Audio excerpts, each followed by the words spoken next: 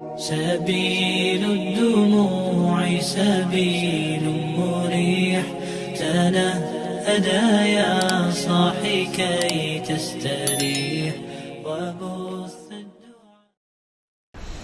Adapun keutamaan-keutamaannya bertaubat, yang pertama adalah orang yang senantiasa bertaubat senantiasa dicintai oleh Allah Subhanahu wa taala. Tadi sudah kita utarakan, Allah Subhanahu wa taala berfirman, "Innallaha yuhibbut tawwabin wa yuhibbul mutatahhirin." Sesungguhnya Allah Subhanahu wa taala mencintai orang yang senantiasa bertaubat dan orang yang senantiasa mensucikan dirinya. Jadi anugerah pertama adalah cinta dari Allah Subhanahu wa taala.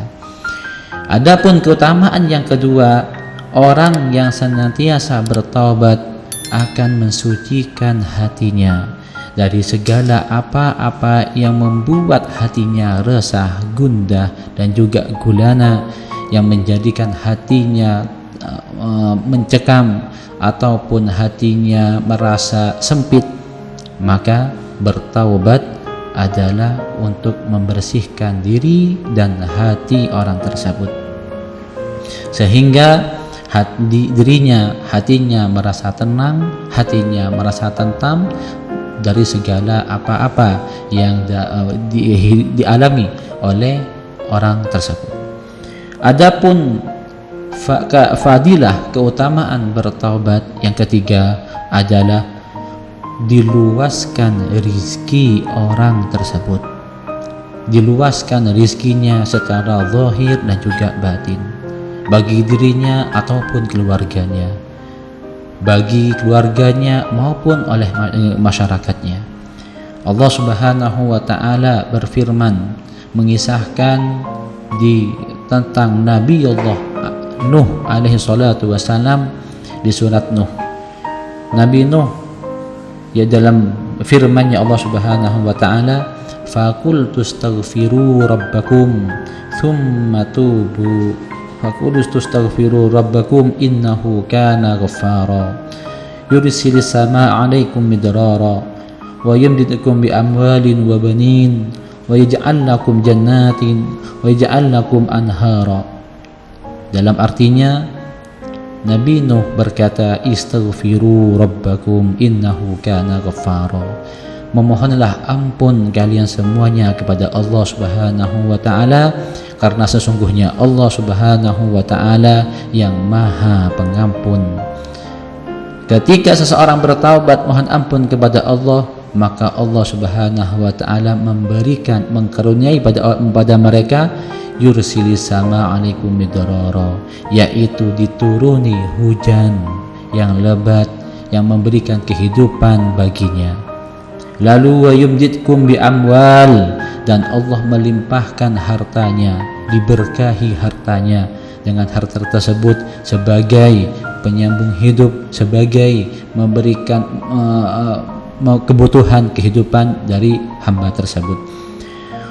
Wa banin, dan Allah berikan anak, keturunan, dan berikan keturunan mereka keberkahan, dan Allah menjadikan anak putra atau putrinya menjadi anak yang baik, yang taat kepada Allah, patuh kepada kedua orang tuanya, dan bisa membanggakan dirinya dan juga untuk orang lain.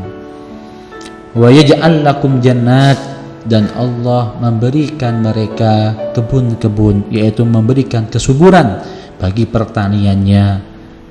Bagi mereka yang bertani, Allah suburkan pertaniannya. Bagi mereka yang memiliki kebun, Allah limpahkan panennya, hasil panen dan sebagainya. Wa yaj'al lakum anhara, dan Allah menjadikan mereka sungai, yaitu air yang mengalir, di mana air adalah pusat dari kehidupan manusia. Inilah keutamaan-keutamaan dari mereka yang senantiasa bertaubat, memohon ampun kepada Allah Subhanahu wa taala. Di antara fadilah keutamaan yang lain, bertaubat menjadi sebab musababnya diangkatnya suatu bala, diangkatnya suatu ujian, diangkatnya suatu musibah siapapun yang musibah yang ada pada dirinya ataupun yang lain, Allah angkat disebabkan taubat oleh hamba tersebut.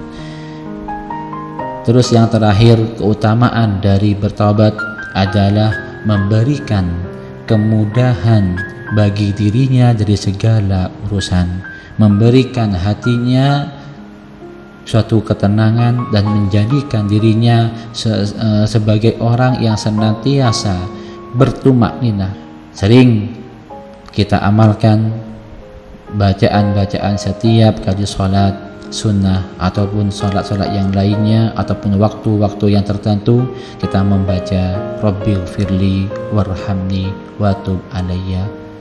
Rabbil firli, ampunilah dosa-dosaku, warhamni, dan sayangilah aku, watub alayya, dan terimalah taubatku. Ini yang sering kita baca khususnya di tempat kita di rumah sakit RSNU Tuban. Yang terakhir kita akhiri dengan kisah dari hadis Nabi Muhammad SAW yang diceritakan oleh Sa'id, riwayatkan oleh Imam Bukhari dan Imam Muslim, bahwasanya Rasulullah SAW bersabda, sesungguhnya pada zaman dahulu ada seseorang yang telah membunuh 99 nyawa. Lalu dia menyesali perbuatannya dan ingin bertobat. Lalu ditunjukkan kepada siapa dia untuk bertobat, maka ditunjukkanlah kepada seorang rahib, yaitu orang yang ahli ibadah. Akan tetapi si rahib tersebut tidak memiliki ilmu pengetahuan yang mumpuni. Datanglah seorang tersebut mendatangi si rahib dan berkata, sungguhnya aku telah membunuh 99 nyawa, apakah ada taubat bagiku? Lalu si rahib tersebut berkata, tidak. Sepintas orang tersebut membunuh si rahib itu, sehingga sempurnalah nyawa yang telah dibunuh oleh orang tersebut berjumlah 100. Lalu orang tersebut mendatangi seseorang dan berkata, aku telah membunuh 100 nyawa, adakah taubat bagiku? Lalu dijawab, ada, dan kamu diterima taubatnya. Maka datangilah seorang alim, yaitu orang yang memiliki ilmu pengetahuan, ilmu ma'rifah, ilmu yang memiliki hubungan khusus dengan Allah Subhanahu wa ta'ala. Lalu si pembunuh tadi mendatangi orang alim tersebut, lalu berkata, wahai orang alim, sesungguhnya aku telah membunuh 100 nyawa, adakah taubat bagiku? Lalu orang alim tersebut menjawab, na'am, iya, taubat senantiasa terbuka untukmu. Lantas dia berkata, lantas apa yang menjadi penghalang bagiku untuk melakukan kemaksiatan dan untuk memberikan kesaksian atas taubatku sehingga aku benar-benar bertobat? Lalu dijawablah, maka kamu harus meninggalkan desa atau kotamu itu dan pergilah ke kota lain. Menyebutkan kota tertentu di mana kota tersebut ada suatu gerombolan atau suatu golongan di mana gerombolan tersebut senantiasa beribadah kepada Allah, senantiasa taat kepada Allah, senantiasa mengkhidmahkan kehidupannya hanya semata-mata karena Allah. Pergilah ke kota tersebut, karena kota tersebut adalah tempat yang pantas bagimu sehingga kamu meninggalkan kemaksiatan yang lalu. Dan jangan sekali-kali kamu kembali ke kota asalmu tadi, karena kota tersebut, daerah tersebut, di mana di situ menjadi sebab musababnya kamu melakukan kemaksiatan. Lalu berangkat si orang tersebut. Ketika dia berangkat, di tengah perjalanan orang tersebut meninggal. Ketika meninggal, datanglah malaikat rahmah yang diutus oleh Allah Subhanahu wa taala untuk mengambil hamba tersebut. Malaikat rahmah berkata, sesungguhnya hambanya Allah Subhanahu wa taala ini telah bertobat kepada Allah Subhanahu wa taala dengan tulus dan meninggalkan kemaksiatannya. Akan tetapi datang malaikat lain juga ingin mengambilnya dan berkata, tidak, sesungguhnya orang ini telah melakukan kemaksiatan, kedurhakaan, dan telah membunuh dan telah melakukan amal buruk, tidak pernah melakukan amal kebaikan sedikit pun oleh orang tersebut, maka akulah yang akan membawanya ke neraka jahanam. Maka dua malaikat tersebut saling berargumen, saling merebut dengan berbagai macam cara. Lalu Allah Subhanahu wa taala mengutus malaikat yang lain untuk menengahi perdebatan kedua malaikat tersebut. Diutuslah malaikat lain untuk dan berkata, wahai kedua malaikat yang berseteru, cobalah kalian mengukur mana jarak yang lebih dekat kepada orang tersebut. Apakah yang lebih dekat jarak kotanya kemaksiatan atau kota yang lebih dekat dengan ketaatan? Maka ketika diukur oleh kedua malaikat tersebut, maka hamba Allah tersebut lebih dekat dengan kota yang dipenuhi dengan orang-orang soleh, yaitu ketaatan kepada Allah Subhanahu wa taala. Maka dibawalah orang tersebut ruhnya oleh malaikat rahmah untuk dibawa di hadirat Allah Subhanahu wa taala dan ditempatkan di surganya Allah Subhanahu wa taala.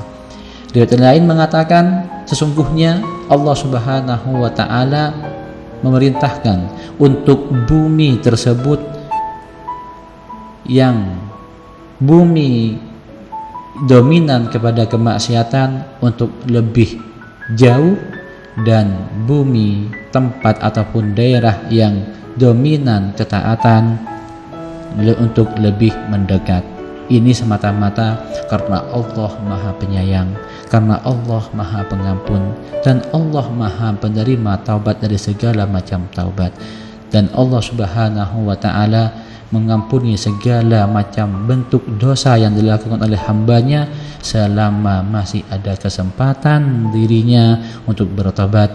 Maka dari itu, marilah kita senantiasa memohon ampun kepada Allah Subhanahu wa taala dan berserah diri kepada Allah Subhanahu wa taala dan bertobat dari segala macam maksiat yang pernah kita lakukan. Dan semoga Allah Subhanahu wa taala mengampuni dosa-dosa kita dan memberikan kita kemudahan untuk melakukan ketaatan dan dijauhkan dari segala bentuk kemaksiatan.